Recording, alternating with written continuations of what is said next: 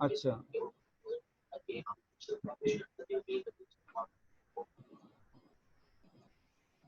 इसमें जो आईआर के अंदर जो हमने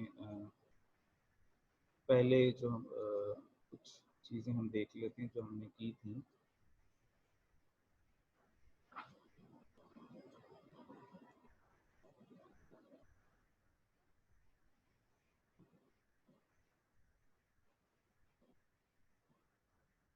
this is the course outline.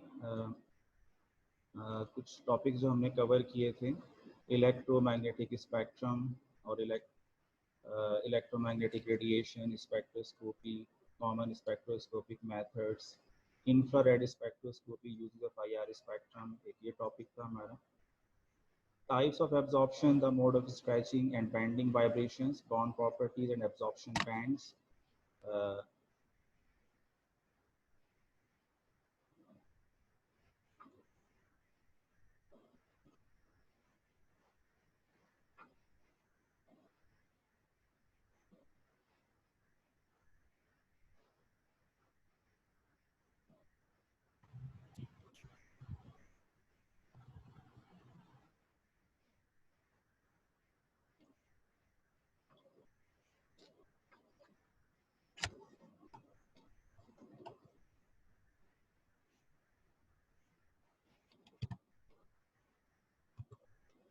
Types of absorption, the mode of stretching and bending vibrations, infrared spectrophotometer, features of IR spectrophotometer, sample preparation of IR spectroscopy, analysis of IR spectrum, ये सारे topics हमने cover किए थे। इसमें interpretation of IR spectrum, ये कुछ हमने देखा था। अब हमारा लास्ट टॉपिक है activities of interpretation of IR spectrum. हम इसको देखना चाहेंगे।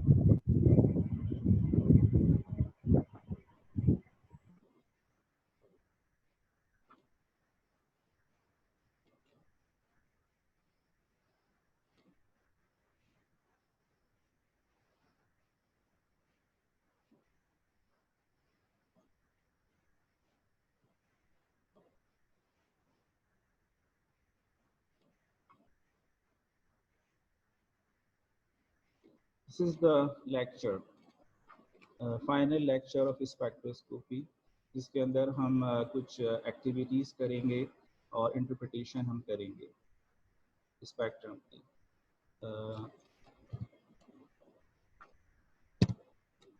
Infrared spectrum, the graph which was obtained in between frequency and transmittance in percentage, frequency, wave length, the reciprocal of wavelength हमने पढ़ा था कि ये वेव नंबर होता है और wave number is proportional to frequency, so we can use the term frequency instead of wavelength. The unit of frequency is centimeter inverse. This is the infrared spectrum. Different type of peaks are generated.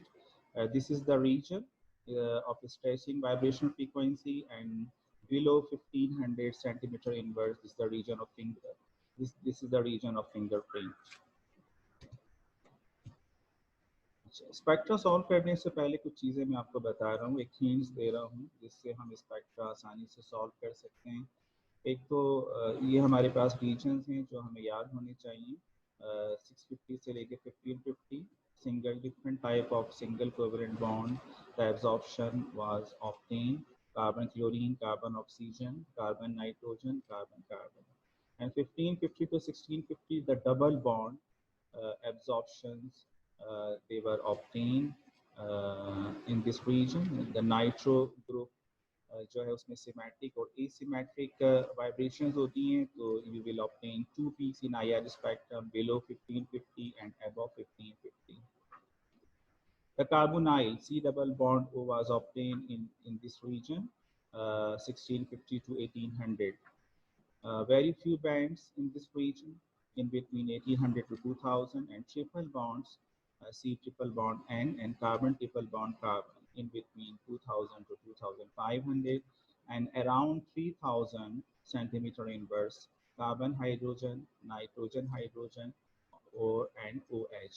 इसके pattern भी हमने discuss किए थे कि किस regions में bond आते हैं, क्यों आते हैं, कौन से फैक्टर्स हैं जो इफ़ेक्ट करते हैं, और पैटर्न्स क्या होते हैं OH के, NH के, CH के पैटर्न्स क्या होते हैं, ये भी हमने डिस्कस किया था अपनी पिछली क्लासेस के अंदर। अभी हम फोकस करेंगे, काइंडली थोड़ा सा हम इस पे फोकस करें। जब आवाज़ आपकी किसी की भी ना आए, जब पूछना होगा तो फिर एट द एंड इंशाल्लाह we will discuss. These are, ये एक और टेबल है जो हमें और प्रिसाइज करती है कि OH की वैल्यू अराउंड 3600, NH की वैल्यू, एक तो ये था कि जो रीजन था, और प्रिसाइज वैल्यू आ गई हमारे पास, NH 3400 और कार्बन हाइड्रोजन जो है 3000 पे।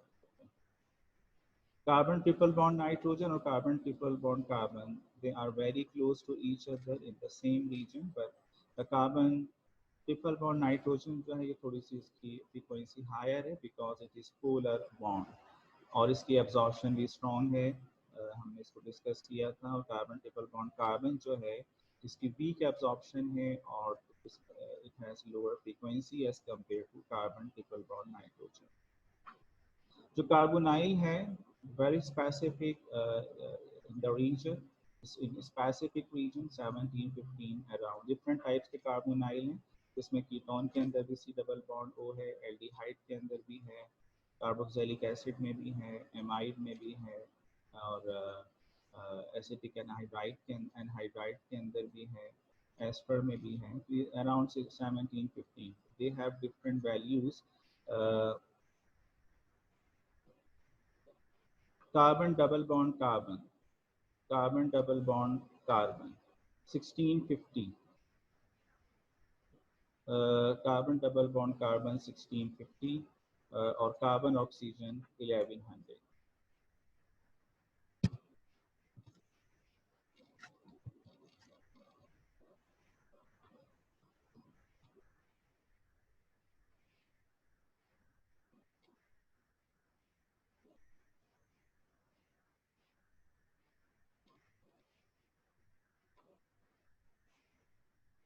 इसमें जो हमारे पास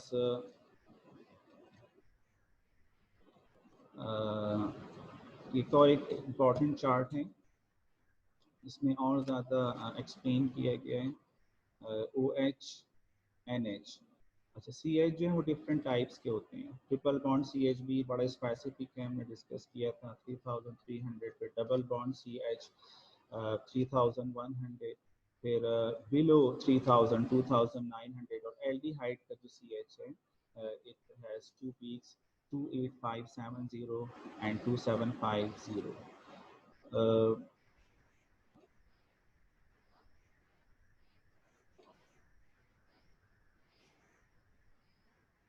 कार्बोनाइल डिफरेंट टाइप्स के हैं, 1800 1735 725 डिफरेंट टाइप्स के, जैसे मैंने बताया। 1715 एक आपकी एवरेज वैल्यू है, और उससे कम ज़्यादा मुख्तलिफ क्लासेस के अंदर आते रहते हैं।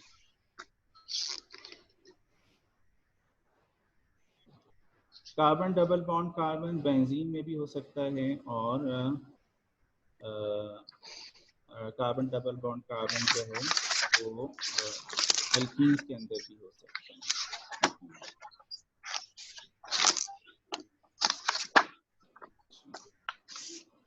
अच्छा, आवाज़ किसी की नहीं आए आप में से, कोई अनम्यूट हो गया है तो ज़रा उसको म्यूट कर लें। अच्छा जी,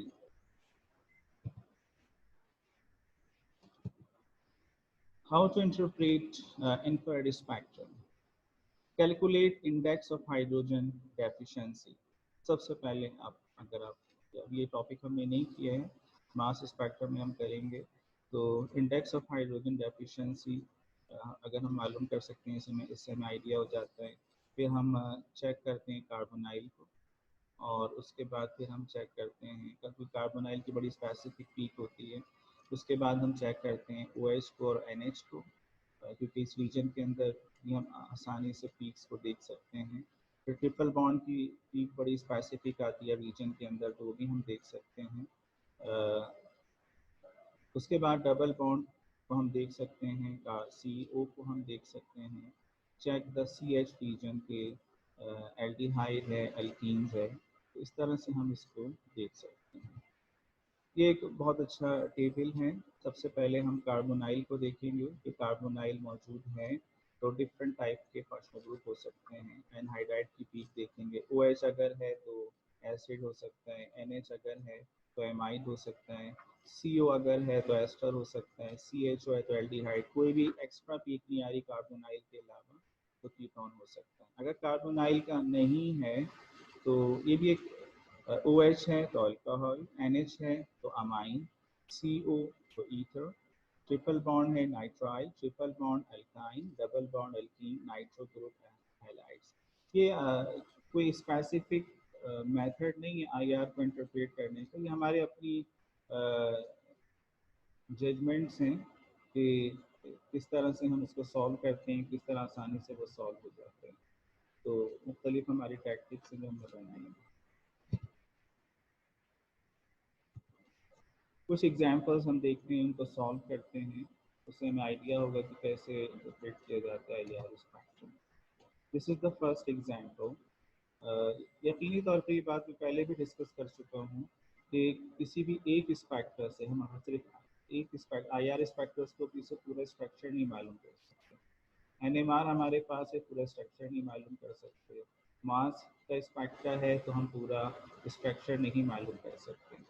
तमाम टेक्निक्स को कंबाइन करके हम कंक्लूड करते हैं, टेंटेटिव स्ट्रक्चर ड्रॉ करते हैं और फर्दर उस पर काम करते हैं कंफर्मेशन के लिए।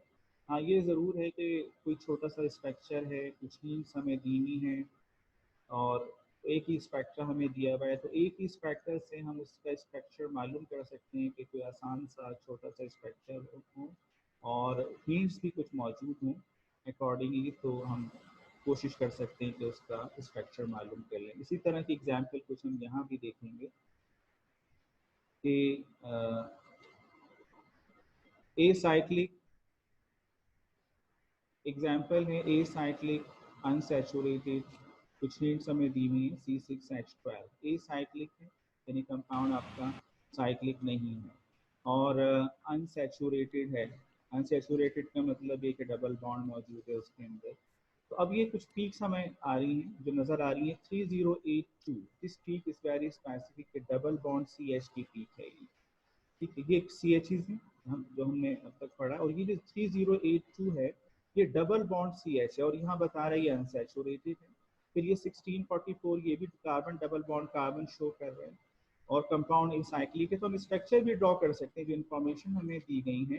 According to information we can draw the structure और बड़ा आसान सा इसमें स्ट्रक्चर बन सकता है अगर हम इसको देखें। सिंपल वन हेक्सीन, अब ये डबल बॉन्ड CH है, these are the CHs और the carbon double bond carbon.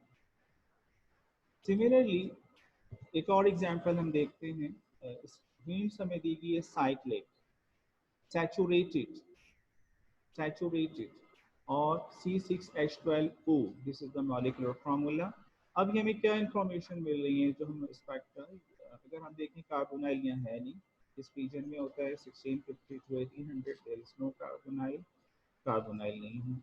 अच्छा, यहाँ हम देखें इस रीजन के अंदर तो अब OH हमें नज़र आ रहा है, ये वाला रीजन भी बड़ा स्पेसिफिक होता है। ट्रिपल बॉन्ड भी कोई नहीं है 2000 से 2500 इन बिटवीन। और ये जो बड़ी स्पेसिफिक पीक है ये OH की है जो हाइड्रोजन बॉन्डेड होता है, OH इसका मतलब मौजूद है, ये CHs हैं। तो सैचुरेटेड है, साइक्लिक है, C6H12O है, तो और हाइड्रोक्सिल ग्रुप मौजूद है। अब साइक्लिक आप बनाएं ज़रा एक C6 वाला और उसमें फिर OH की लगा दें तो बड़ा आराम से स्ट्रक्चर ड्रॉ किया जा सकता है। तो इससे हमें क्या इंफॉर्मेशन मिल रही है, cyclohexanol, this is the OH hydrogen bonded, CHs और CO, ये कुछ यानी बहुत ही ज़्यादा क्लियर पीक्स हैं और साइक्लोहेक्सानोल हम बता सकते हैं। Similarly, example, next example 3, heels है C3H7ON। अब इसमें हमें क्या मिल रहा है, ये जो हमारा रीजन है ये वाला कार्बोनाइल वाला 1632, इसकी जो लोअर पीक आती है जितने भी सी डबल बॉन्ड ओ हैं मुख्तलिफ क्लासेस में, सबसे कम फ्रीक्वेंसी होती है एमाइड की, जो तक अप्रॉक्सीमेटली इतनी होती है, वरना इससे ज़्यादा आती है। तो सिक्स ये हम ये शो कर रहे हैं कि ये एमाइड हो सकता है, C double bond O NH2 के साथ लगा हो सकता है, और ये एन भी यहाँ पे आ रहा है। फिर ये बड़ी स्पेसिफिक पीक है, ना OH की पीक है, ना डबल बॉन्ड CH की, ना ट्रिपल बॉन्ड CH की, स्प्लिट हुई भी पीक्स है। ये बता रहा है कि नाइट NH है और NH2 है, यानी दो पीक्स आ रही हैं, स्प्लिट हुई भी हैं, सिमेट्रिक और एसिमेट्रिक। NH2 हमने पढ़ा था, स्ट्रेचिंग वाइब्रेशनल फ्रीक्वेंसी के अंदर जब ऐसा ग्रुप हो जिसमें 3 एटम हो या ज़्यादा, और उसमें 2 एटम एक जैसे हैं, जैसे NH2 है, NO2 है, CH2 है, तो उसमें सिमेट्रिक और एसिमेट्रिक स्ट्रेचिंग वाइब्रेशन आती हैं, यानी दो पीक्स आती हैं। ये दोनों आ गई पीक्स NH2 की, और ये आ गया CH, और ये आ गया आपका सी डबल बॉन्ड ओ जो एमाइड को शो कर रहे हैं, और आगे CN की पीक आ रही है। तो आप इसका छोटा सा स्ट्रक्चर आप ड्रॉ कर सकते हैं एमाइड का, प्रोपेन एमाइड आप बना सकते हैं। जैसे ये आ गया प्रोपेन एमाइड, ये NH आ गया, CH आ गया, सी डबल बॉन्ड आ गया, CN आ गया, तो ये प्रोपेन एमाइड आप बना सकते हैं। Similarly example 4 yields C4H8O, C4H8O। अब यहाँ हमें क्या इंफॉर्मेशन मिल रही है, हमें तो कोई भी यहाँ पे कार्बोनाइल नजर आ रहा है, सी डबल बॉन्ड ओ 17-19 बहुत स्पेसिफिक पीक है। इस रीजन में ट्रिपल बॉन्ड की कोई पीक नहीं है। फिर जब हम यहाँ पे आते हैं तो यहाँ पे कोई भी OH NH नहीं है, double bond CH, triple bond CH नहीं है। ये छोटा सा ओवरटोन आ रहा है, मैंने बताया था कि ये ओवरटोन क्या होता है, अमूमन कार्बोनाइल के अंदर ओवरटोन आता है मल्टीप्लाई बाय 2, मल्टीप्लाई हो जाती है फ्रीक्वेंसी, 17 का मल्टीप्लाई 3400 समथिंग आ जाएगा। ये ओवरटोन इसको कंफर्म कर रहा है, जैसे सी डबल बॉन्ड ओ और ये CH आ गया, तो सिंपल ऐसा लग रहा है ये कीटोन है, ठीक है ना, कोई कीटोन इसमें शो हो रहा है।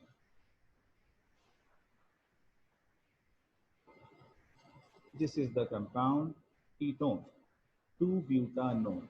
तो ये हमें कीटोन पता चल रहा है, ये CH आ रहे हैं, ये सी डबल बॉन्ड ओ है, सी डबल बॉन्ड ओ है, और ये CH है, सिंपल कीटोन आ गया। और देखते हैं क्या डिग्री ऑफ अनसैचुरेशन 5।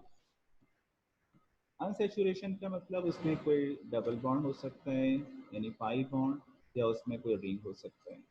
और फिर कॉन्जुगेशन भी उसके अंदर है, ये भी एक डबल बॉन्ड इस तरह से है कि कॉन्जुगेशन भी हो रही है। मॉलिक्यूलर फार्मूला है C8H8O। इसमें 3068, ये जो सबसे पहले हम कार्बोनाइल चेक करते हैं, मैंने बताया क्योंकि ये आसान है, इसको आप प्रेडिक्ट कर सकते हैं, it has very clear P 1686। ये आपके पास एक सी डबल बॉन्ड ओ आ रहा है। अब यहाँ ये जो है ओवरटोन है, जो इसको कंफर्म कर रहे हैं, multiply by 2, this is the overtone, multiple integration of natural vibration frequency, this called overtone. अच्छा दूसरा, यहाँ पे कोई OH नहीं है, ठीक है जी, कोई NH नहीं है, कोई यहाँ पे triple bond CH, double bond CH नहीं है। फिर यहाँ भी देखें इस रीजन में carbon triple bond carbon, carbon triple bond nitrogen, वो भी नहीं है। सिंपल ये कार्बोनाइल शो हो रहा है, तो ये भी आसान है, इसको भी हम बना सकते हैं कार्बोनाइल को। डिग्री ऑफ अनसैचुरेशन 5 है। जब बहुत ज़्यादा डिग्री ऑफ अनसैचुरेशन हो, इसका मतलब ये कि इसमें कोई रिंग भी मौजूद होता है, हम रिंग पे चले जाते हैं, साइक्लिक स्ट्रक्चर चले जाते हैं। ऐसा फिर जब बहुत ज़्यादा डिग्री ऑफ सैचुरेशन ज़्यादा हो तो हम बेंजीन पे चले जाते हैं, क्योंकि बेंजीन की डिग्री ऑफ सैचुरेशन 4 है, 3 डबल बॉन्ड है, 3 पाई बॉन्ड है और 1 रिंग है, तो 4 उसकी डिग्री ऑफ सैचुरेशन है। तो जब 4 या इससे ज़्यादा डिग्री ऑफ सैचुरेशन आ रही होगी तो बेंजीन भी हम बेंजीन की तरफ भी हम जाते हैं कि it may have benzene ring.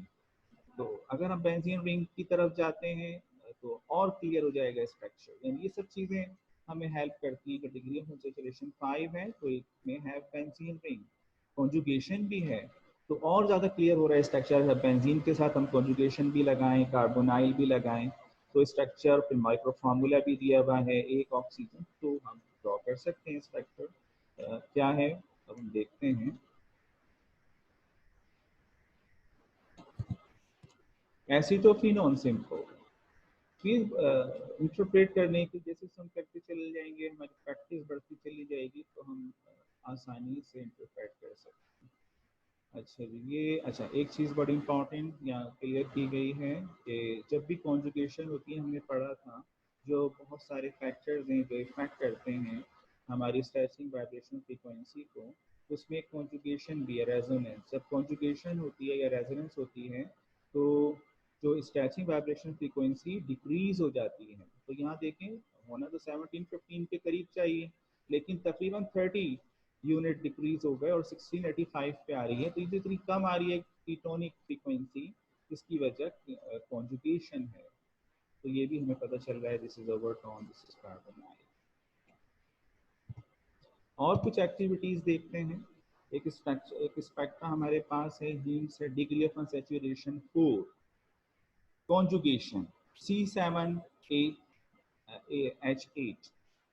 अच्छा, अब पहले इसमें पीक्स कौन सी आ रही हैं, देखें आप, 3030, ये पीक बड़ी स्पाइर, ये तो CH है, लेकिन ये कौन सी है, ये बता रहा है डबल बॉन्ड CH। 30 क्योंकि 3000 से थोड़ा सा ज़्यादा हो गया है, तो डबल बॉन्ड CH को ये शो कर रहा है। फिर और आ गया ये 1606, ये कार्बन डबल बॉन्ड कार्बन को शो कर रहा है। तो लेकिन थोड़ा ज़्यादा होता है कार्बन डबल बॉन्ड कार्बन, ये कम क्यों आ रहा है, ये कि कॉन्जुगेशन है, कॉन्जुगेशन फ्रीक्वेंसी को डिक्रीज कर देता है। अच्छा, अब हमें स्ट्रक्चर की तरफ आए, पीक्स तो कुछ हमारे समझ में आ गई कि डबल बॉन्ड है, डबल बॉन्ड CH है, उसमें कॉन्जुगेशन भी है, डिग्री ऑफ अनसैचुरेशन 4। फिर वही बात कि 4 या 4 से ज़्यादा डिग्री ऑफ अनसैचुरेशन होगी तो हम फॉरन बेंजीन की तरफ जाते हैं, इसलिए कि बेंजीन की डिग्री ऑफ अनसैचुरेशन 4 है। एक तो ये हो गया, फिर कॉन्जुगेशन भी है, कॉन्जुगेशन भी है। अब हम फॉरन स्ट्रक्चर बना सकते हैं, एक हमारे जहन में एक आइडिया आ सकता है स्ट्रक्चर का, तो हम बना सकते हैं आराम से कि इसमें क्या स्ट्रक्चर बनेगा वो हम देख सकते हैं। सिंपल टोलोइन, आप देखें इसके अंदर यहाँ पे 3030 जो हमारे पास एरोमेटिक हाइड्रोजन है, डबल बॉन्ड CH, ये CH आ रहे हैं, और ये double bond carbon double bond carbon आ रहा है यहाँ पे, तो शो कर रहे हैं डिफरेंट टाइप के कार्बन डबल बॉन्ड कार्बन है, तो टोलोइन को शो कर रहे हैं। Next activity, degree of unsaturation 2, acyclic है, C6H8 है। हम स्पेक्ट्रा की तरफ देखते हैं, स्पेक्ट्रम में क्या है, कार्बोनाइल नजर नहीं आ रहा, C डबल बॉन्ड O का रीजन बिल्कुल खाली है। फिर ट्रिपल बॉन्ड का रीजन देखें, जो बहुत स्पेसिफिक रीजन हैं, स्पेसिफिक पीक्स आती हैं, इसमें 2128, ये बड़ी स्पेसिफिक पीक ट्रिपल बॉन्ड को शो कर रही है। अच्छा, क्योंकि जो ट्रिपल बॉन्ड है अगर नाइट्रोजन के साथ होता है तो उसकी एब्जॉर्प्शन थोड़ी सी स्ट्रांग होती है और थोड़ा उसकी वैल्यू भी ज़्यादा होती है, और लेकिन ये वैल्यू थोड़ी सी कम भी है और इसकी एब्जॉर्प्शन भी वीक है। तो ये हमें पैटर्न जो बता रहे हैं कि वो कार्बन ट्रिपल बॉन्ड कार्बन हो सकता है। फिर हम और आगे चलते हैं, 3308, ये भी हमारे सामने आ रहा है 3308, ये पीक बाजू, ये ट्रिपल बॉन्ड CH की पीक बाजू का बहुत आगे चली जाती है, ट्रिपल बॉन्ड CH, ये CH इसको शो कर रहे हैं ये। तो और कंपाउंड अनसैचुरेटेड है, इसमें अनसैचुरेशन जो है वो 2 है, ट्रिपल बॉन्ड के अंदर 2 पाई बॉन्ड हो गए, डिग्री ऑफ अनसैचुरेशन 2 हो गई, ए साइक्लिक हो गया C6H10।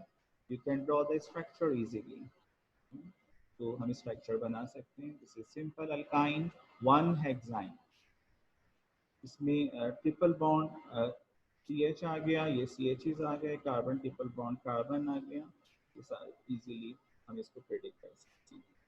अगली एक्टिविटी देखते हैं, इसमें जो हिंट दी हुई है वो C4H8O2 ये दी गई है, C4H8O2। अच्छा, हमें स्पेक्ट्रा क्या बता रहे हैं, स्पेक्ट्रा में हम सबसे पहले कार्बोनाइल का रीजन देखते हैं, 1714, C double bond O is present, ये क्लियर पीक है। अच्छा, उसके बाद हम और देखते हैं, इस तरफ आते हैं तो यहाँ जो बड़ी एक डिस्टॉर्टेड एब्जॉर्प्शन है, डिस्टॉर्टेड ब्रॉड पीक आ रही है, और ये मैंने पैटर्न आपको बताया था कि ये OH का होता है, और OH भी कौन सा, जो कार्बोक्सिलिक ग्रुप, कार्बोक्सिलिक का OH। तो अल्कोहल का जो OH होता है वो अभी हमने देखा, वो बड़ा फाइन किस्म का ब्रॉड पीक आती है, लेकिन ये बड़ी डिस्टॉर्टेड एब्जॉर्प्शन आती है, ब्रॉड पीक आती है जो कार्बोक्सिलिक का OH होता है। तो इसके अंदर ही बहुत सारी पीक CH की भी आ रही होंगी जो इसमें मर्ज हो गई हैं, इसके अंदर ही छुप गई हैं, जो यहाँ थोड़ी सी नज़र भी आ रही हैं। तो ये CH है और ये पूरा एक बड़ी ब्रॉड पीक आ रही है हाइड्रोजन बॉन्डिंग की वजह से OH की। ये शो कर रहा है कि जिस C डबल बॉन्ड O भी है, OH भी है, तो it may be carboxylic group. और हम इसका स्ट्रक्चर भी ड्रॉ कर सकते हैं, कोई मसला नहीं, आसान छोटा सा स्ट्रक्चर है। It is simple butanoic acid. तो ये हाइड्रोजन बॉन्डेड OH आ गया, ये CH आ गया, ये C डबल बॉन्ड O आ गया। ठीक है जी। अगली एक्टिविटी देखते हैं C3H5N। अगली जो एक्टिविटी हमारे पास है हिंट हमें बता रही है। अब स्पेक्ट्रा को अगर हम देखते हैं, स्पेक्ट्रा में क्या कह रहे हैं। स्पेक्ट्रा में हम कार्बोनाइल को देखते हैं तो उसका रीजन तो खाली है, कोई कार्बोनाइल की पीक नहीं है। फिर हम यहाँ आते हैं ट्रिपल बॉन्ड को देखने इस रीजन में 2000 से लेके 2500, तो बड़ी स्ट्रॉन्ग एब्जॉर्प्शन है। जितनी बड़ी पीक होगी उतनी स्ट्रॉन्ग एब्जॉर्प्शन होगी, जितना बॉन्ड पोलर होगा उतनी स्ट्रॉन्ग एब्जॉर्प्शन होगी।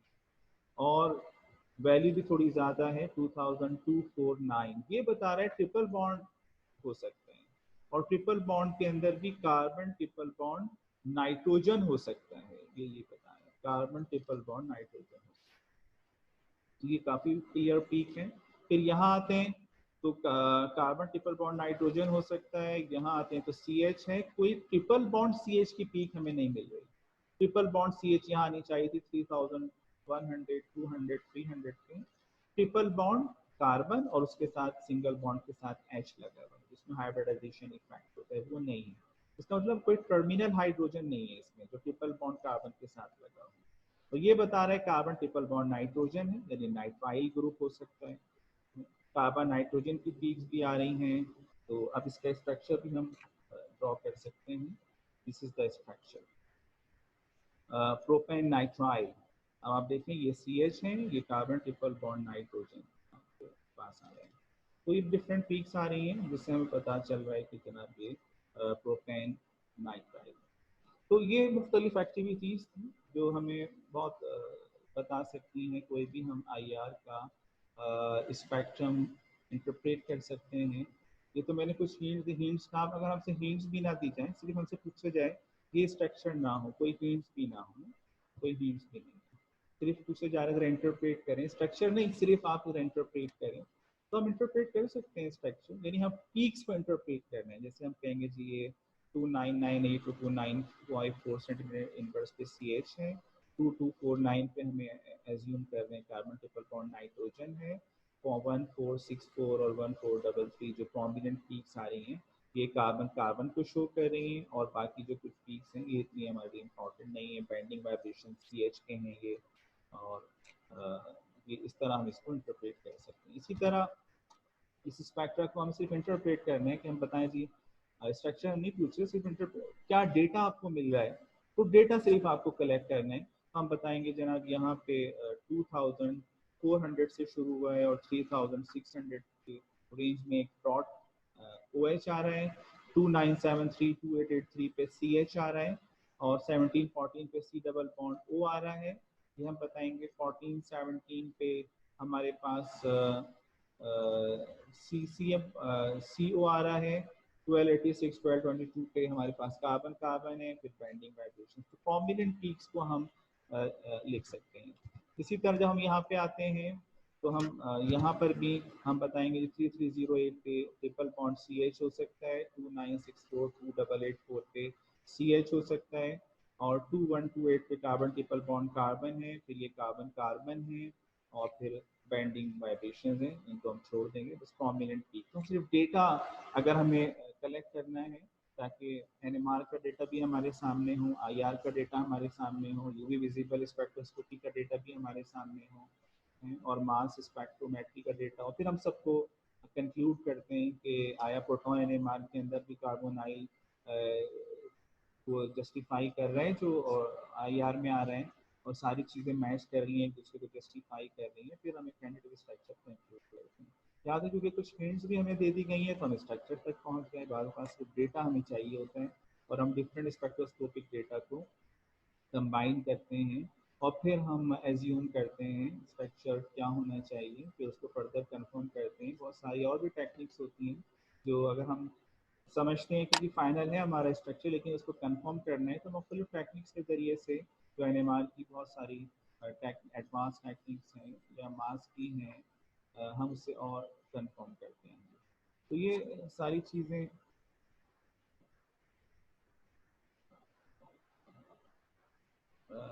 काफ़ी चीज़ें एक्टिविटीज़ हमने देखी। तो इन सारी एक्टिविटीज़ से हमें बहुत सारी चीज़ें यकीनन मालूम चली, किस तरह हम जो जो डेटा है उसको हम इंटरप्रेट करते हैं।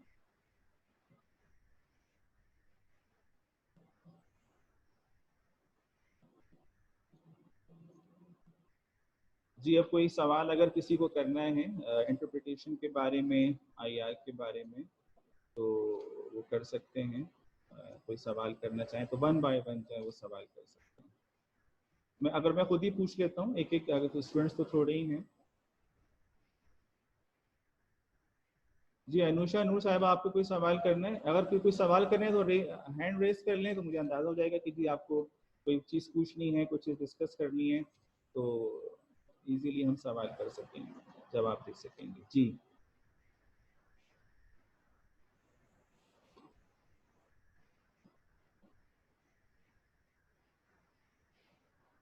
जी। अच्छा जी, फायका शफीक साहिबा मेरे सामने कोई सवाल करना चाहें?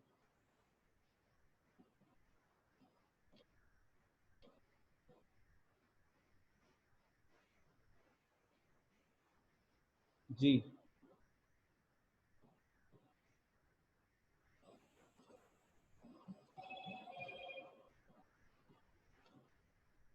कोई सवाल नहीं, किसी को भी कोई सवाल नहीं। मैं सवाल कर लूँ? मैं सवाल कर लेता हूँ, चले मैं पूछ लेता हूँ कुछ। ये मुस्फिरा तनवीर साहिबा से पूछ लेता हूँ मैं कि मेरा इनसे ये सवाल है कि इन्होंने ये जो कार्बोनाइल अगर कॉन्जुगेटेड होगा तो उसकी फ्रीक्वेंसी पे क्या इफेक्ट पड़ेगा? अगर ये जवाब दें मुझे मुस्फिरा तनवीर साहिबा।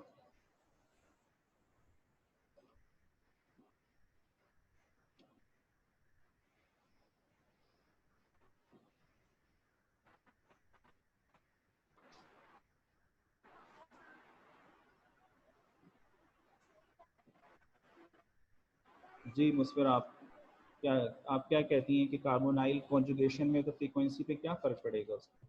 आवाज़ आ रही है मेरी आपके पास? अच्छा, जवाब नहीं आता या आवाज़ नहीं आ रही है?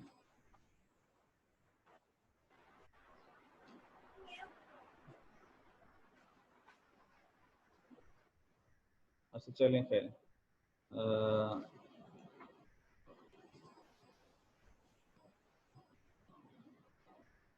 और कोई इसका जवाब देना चाहे? ये हैं जनाब इसमें फायका शफीक साहिबा, आप बताएं कार्बोनाइल की कॉन्जुगेशन पे क्या फ़र्क पड़ेगा?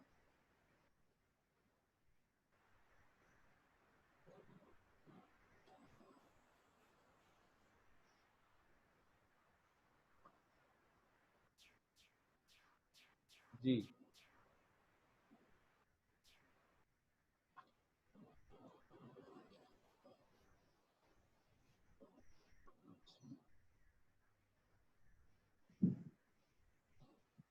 अच्छा जी, ठीक है। नेट इशू हो रहा है, कोई मसला है?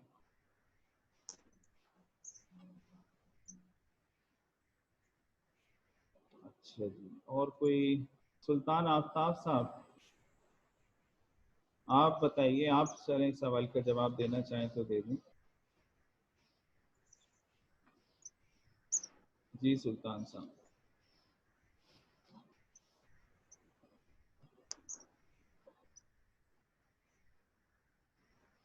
सुल्तान साहब, आप आवाज़ सुन रहे हैं मेरी?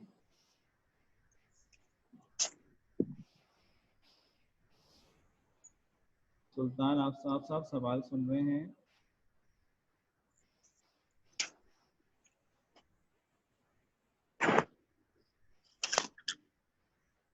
अच्छा जी, ठीक है, इसका मतलब कोई डिस्कशन नहीं है। और सुल्तान आफ्ताब साहब, कोई आवाज आ रही है मेरी आपको? आपकी आवाज नहीं आ रही मेरे पास।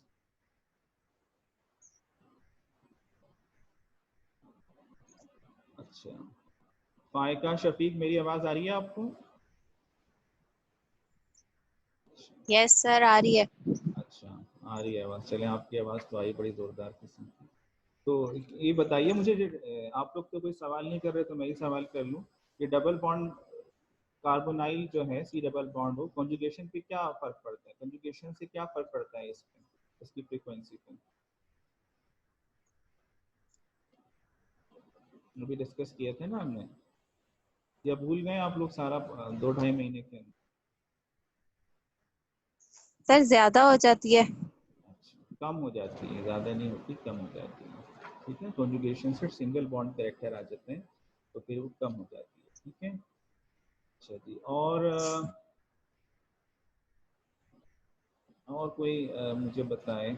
सुल्तान आफ्ताब साहब की आवाज़ नहीं आ रही है। और ये कौन है जो रेज किया है हैंड, जो मैंने वापस कर दिया है?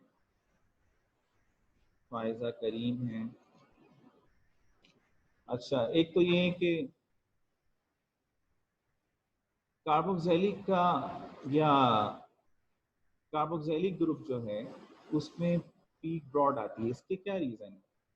वो इसकी पीक बहुत ब्रॉड आती है, इसका रीज़न क्या है? कोई बताना चाहेगा तो बताएं। सुल्तान आफ्ताब है, ये रिफत फातिमा है, ये बताना चाहें तो ये बता दें।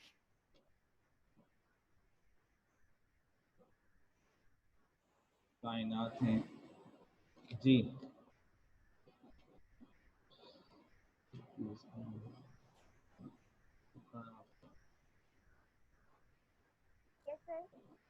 जी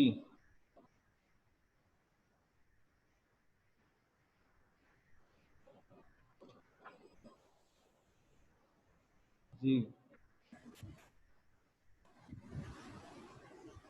यस सर। जी, कौन? सुल्तान आफ्ताब? सर सुल्तान आपका बात कर। हाँ हाँ जी, सुल्तान आफ्ताब सर साहब आप जी। एक दफा दोबारा सवाल कीजिए, क्योंकि उस वाले सवाल का आपने जवाब दे दिया था। जो हाइड्रोजन जी जी, बॉन्ड बताएं। इंक्लूड हो जाती है, इस वजह से ब्रॉड हो जाती है पीक। ब्रॉड क्यों जाती है? फिर उसमें हाइड्रोजन बॉन्डिंग भी हाइड्रोजन इंक्लूड हो बॉन्डिंग जाती होती है। है, इसलिए पीक ब्रॉड हो जाती है। ठीक है, बिल्कुल सही है, यस सर। बिल्कुल सही है। सुल्तान आफ्ताब साहब का भी सही बात है।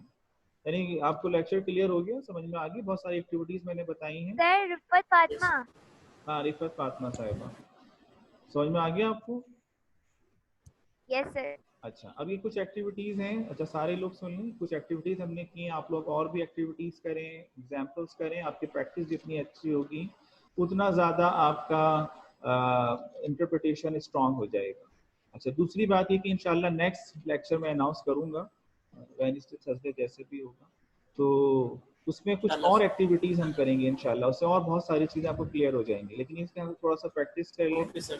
ठीक है ना, प्रैक्टिस कर लेंगे तो इंशाल्लाह आपको फिर ठीक और है अच्छे सर। समझ में आएगी। मैंने बहुत सारी चीज़ें निकाली हैं जिससे आपको अंडरस्टैंड कर सकते हैं, इंटरप्रिटेशन में आसानी होती है। ठीक है जनाब, okay okay sir. Sir. Good luck जनाब, अल्लाह हाफिज़। अल्लाह हाफिज़। हाफिज़।